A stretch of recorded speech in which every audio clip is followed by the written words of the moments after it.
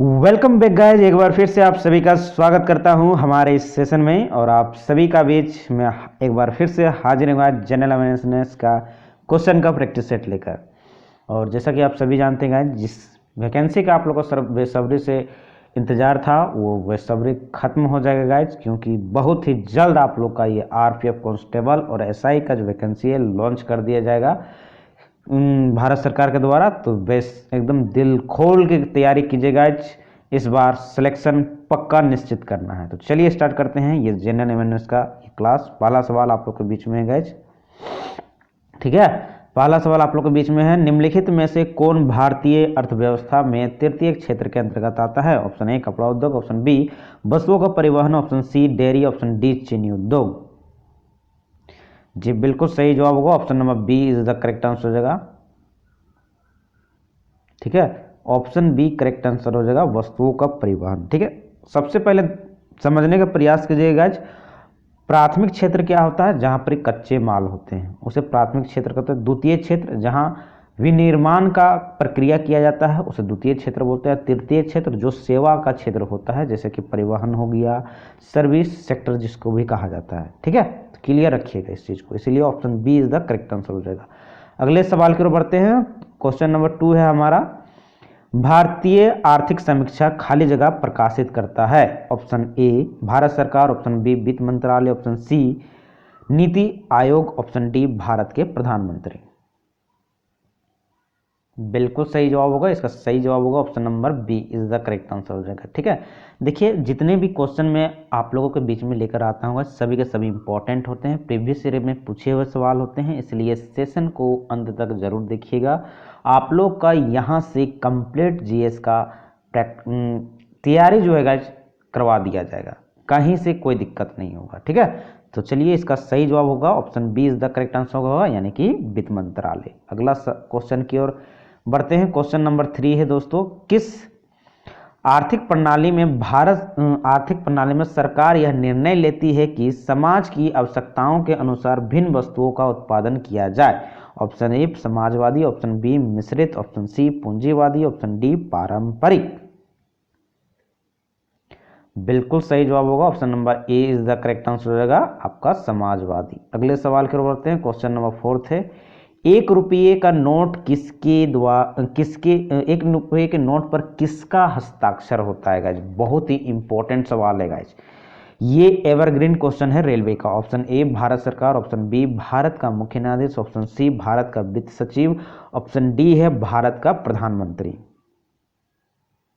बिल्कुल सही जवाब होगा option number C is the correct answer होगा दोस्तों, आपका भारत का वित्त सचिव। और ध्यान रखिएगा क्वेश्चन घुमा के पूछा जाता है कि एक रुपये का नोट जो है कौन जारी करता है? तो एक रुपये का नोट कौन जारी करता है गाइस? भारत का वित्त मंत्रालय जारी करता है, ठीक है, ध्यान रखिएगा। इसलिए वित्त सचिव का उसमें हस्ताक्षर होना अनिवार्य होता है। क्वेश्चन ये पूछा है इसमें, लेकिन क्वेश्चन कभी कभी घुमा के भी पूछता है। अगले सवाल की ओर बढ़ते हैं। क्वेश्चन नंबर 5 है, किस पंचवर्षीय योजना ने मानव विकास को सभी विकासों के प्रयास का मूल बताया था? ऑप्शन ए पहली पंचवर्षीय योजना, ऑप्शन बी दूसरी पंचवर्षीय योजना, ऑप्शन सी 8वीं पंचवर्षीय योजना, ऑप्शन डी 9वीं पंचवर्षीय योजना। बिल्कुल सही जवाब होगा option number C is the correct answer होगा, 8वीं पंचवर्षीय योजना। अगले सवाल की ओर बढ़ते हैं। क्वेश्चन नंबर 6 है आप लोग के पास गाइस, सेना द्वारा प्रशासन तथा न्यायपालिका को अपने नियंत्रण में लेने के बाद लागू कायदे कानून को क्या कहा जाता है? ऑप्शन ए तख्ता पलट, ऑप्शन बी हड़ताल, option C martial law, option D राजनीतिक बंदी।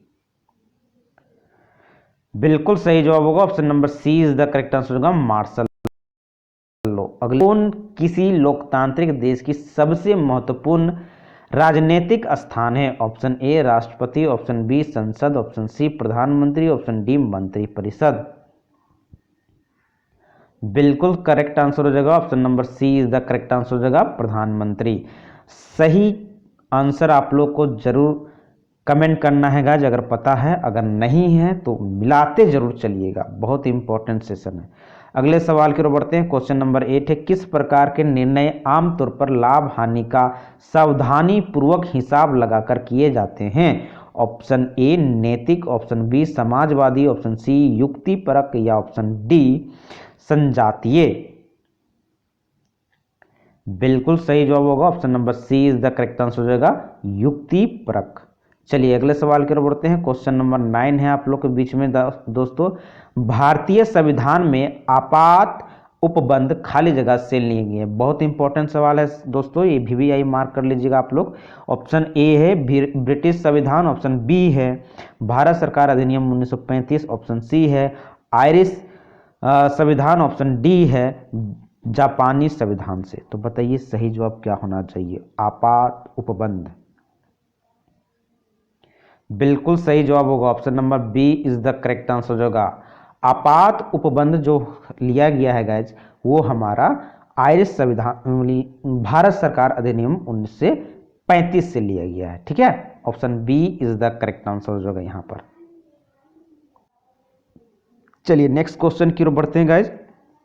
क्वेश्चन नंबर 10 है और ध्यान रखिएगा अभी के जनरेशन में गाइज इस टाइप के जो क्वेश्चन है, क्वेश्चन नंबर 10 जैसा कि आप लोग देख पा रहे हैं, ये ट्रेंडिंग क्वेश्चन है गाइज। ठीक है, कंपटीशन का लेवल हाई हो चुका है, इसलिए क्वेश्चन भी आपका जो है थोड़ा सा हाई लेवल का आता है और इस टाइप के क्वेश्चन पूछे जाते हैं।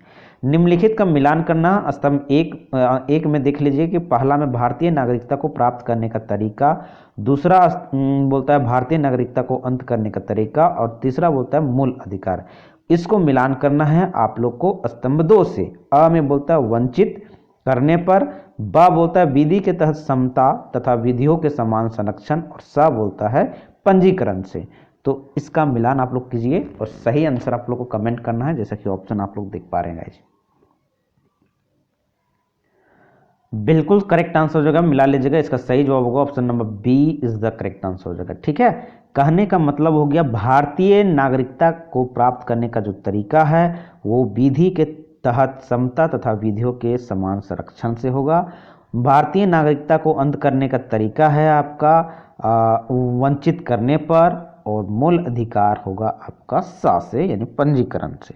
ठीक है, अगले सवाल की ओर बढ़ते हैं। क्वेश्चन नंबर 11 है, निम्नलिखित में से किसे विशेष बहुमत द्वारा संशोधित किया जा सकता है? ऑप्शन ए राज्य के नीति निर्देशक तत्व, बी है संसद को चलाने का नियम, सी है नए राज्य का गठन और डी है संसद में अंग्रेजी भाषा का प्रयोग।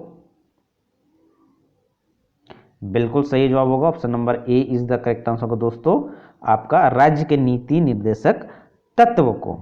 अगले सवाल की ओर बढ़ते हैं। क्वेश्चन नंबर 12 है, वित्तीय आपात कितने समय के लिए लागू की जा सकती है? ऑप्शन ए 6 महीने, ऑप्शन बी 12 महीने, ऑप्शन सी 24 महीने, ऑप्शन डी कोई अधिकतम अवधि नहीं है। बिल्कुल सही जवाब होगा option number D is the correct answer हो जाएगा, कोई अधिकतम अवधि नहीं है गाइस। अगले सवाल की ओर बढ़ते हैं। क्वेश्चन नंबर 13 है, निम्नलिखित में से कौन राष्ट्रपति के चुनाव में हिस्सा नहीं लेते हैं? ऑप्शन ए दोनों सदन के चुने हुए सदस्य, बी विधानसभा के चुने हुए सदस्य, सी दिल्ली तथा पुदुचेरी विधानसभा के चुने हुए सदस्य और डी बोलता है आपका विधानसभा के नामांकित किए गए सदस्य।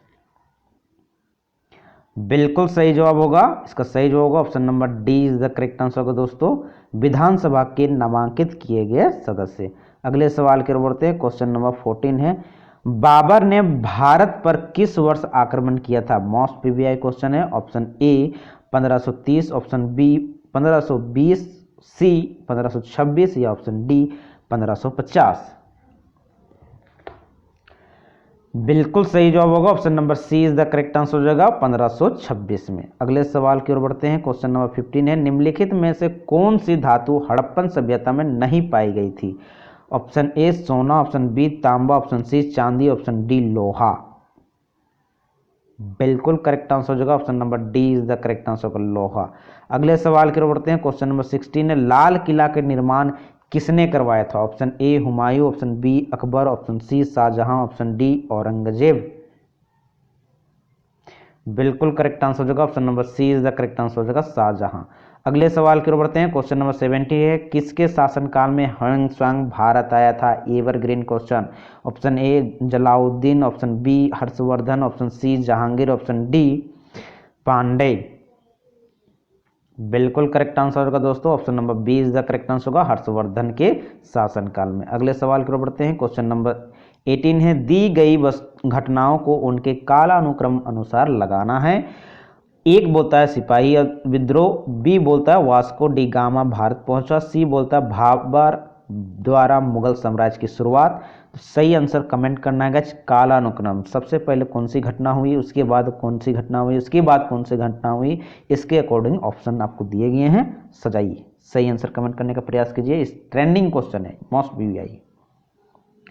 बिल्कुल सही जवाब होगा, option number C is the correct answer होगा गाइज। यानी कि सबसे पहले जो हुआ आया था 1498 में आपका वास्को डी गामा भारत पहुंचा था, उसके बाद सिपाही विद्रोह हुआ था, उसके बाद आपका पहला हो जाएगा, यानी सॉरी गाइज, इसका सही जवाब 18 है, यानी कि सी, यानी पहले होगा वास्को डी गामा पहला, उसके बाद बाबर द्वारा मुगल साम्राज्य की शुरुआत, ठीक है, उसके बाद आ जाएगा सिपाही विद्रोह, ये करेक्ट आंसर हो जाएगा, यानी कि ऑप्शन सी। अगले सवाल की ओर बढ़ते हैं। क्वेश्चन नंबर 19 है, निम्नलिखित में से कौन सा ग्रह सूर्य से सबसे दूर है? इंपॉर्टेंट सवाल है ये आपका ज्योग्राफी का। Option A Shani, option B Brihaspati, option C Varun या ऑप्शन डी अरुण। जी बिल्कुल सही जवाब होगा, option number C is the correct answer है ना, वरुण। अब आप लोग को गाइज कंफ्यूजन होगा कि अरुण होगा या वरुण होगा, बहुत से बच्चे को कंफ्यूजन होगा, तो ध्यान रखिएगा, पहले आ आता है, आ की मात्रा, उसके बाद वा की मात्रा, यानी कि पहले अरुण आएगा, उसके बाद वरुण। तो सबसे लास्ट जो ग्रह होता है वो वरुण हो गया, क्योंकि प्लूटो को हटा दिया गया गाइज, अब 80 ग्रह है।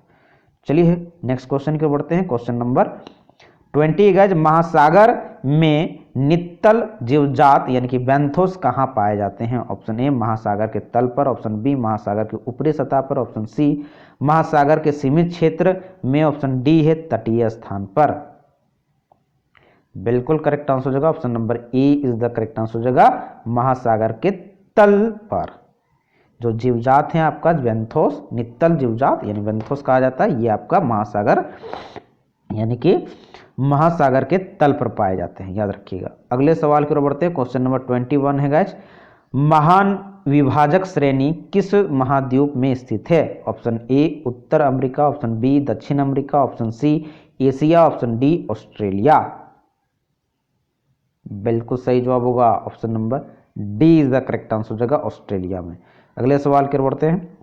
क्वेश्चन नंबर 22 है, जोग जलप्रपात किस नदी पर स्थित है? बहुत इंपॉर्टेंट क्वेश्चन है guys. Option A Narmada, option B Krishna, option C Godavari और option D Sharavati.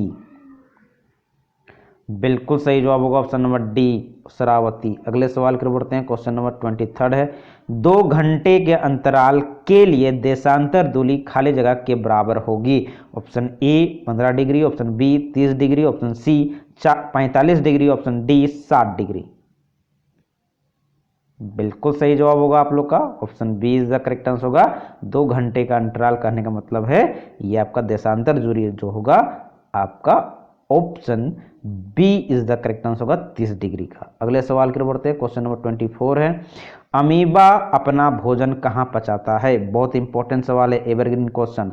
Option A पादाब, ऑप्शन बी केंद्रक, ऑप्शन सी है खाद्य धानी, ऑप्शन डी है कोशिका झिल्ली। जी बिल्कुल सही जवाब होगा, option number C is the correct answer होगा खाद्य धानी। अगले सवाल की ओर बढ़ते हैं। क्वेश्चन नंबर 25 है और ये हम बहुत एवरग्रीन क्वेश्चन है। मादा युग्मक को क्या कहते हैं? ऑप्शन ए युग्मनज, ऑप्शन बी अंडाणु, ऑप्शन सी शुक्राणु, ऑप्शन डी भ्रूण। तो बिल्कुल सही जवाब होगा, option number B is the correct answer होगा अंडाणु। ठीक है, मादा युग्मक को अंडाणु कहा जाता है। तो ओवरऑल आज का हमारा सेशन यही समाप्त होता है गाइज। आज के क्वेश्चन जो होंगे टॉप 25 मैंने आप लोग को करवा दिया है, बहुत एवरग्रीन क्वेश्चन था। और ध्यान रखिएगा, मैं आप लोग को वादा करता हूँ गाइज, यहाँ से आप लोग का जीएस से एक भी क्वेश्चन छूटेगा नहीं, आप लोग को किसी तरह से परेशानी नहीं होगा अगर आप लोग मेरा सेशन फॉलो कर रहे हैं शुरू से। तो गाइज आप लोगों का एक बार फिर से धन्यवाद देना चाहता हूं, क्योंकि आप लोगों ने हमारे प्रीवियस जो वीडियो है उनको काफ़ी प्यार दिया है। इसके लिए तहे दिल के साथ शुक्रिया अदा करता हूं, और इसी तरह प्यार बनाइए रखिएगा। सेशन को फॉलो कर लीजिएगा और साथ में दोस्तों के बीच लाइक शेयर कर दीजिएगा ताकि उनको भी हेल्प हो सके। फिर मिलते हैं नेक्स्ट सेशन में, तब तक के लिए इजाज़त दीजिए गाइज। जय हिंद, जय भारत।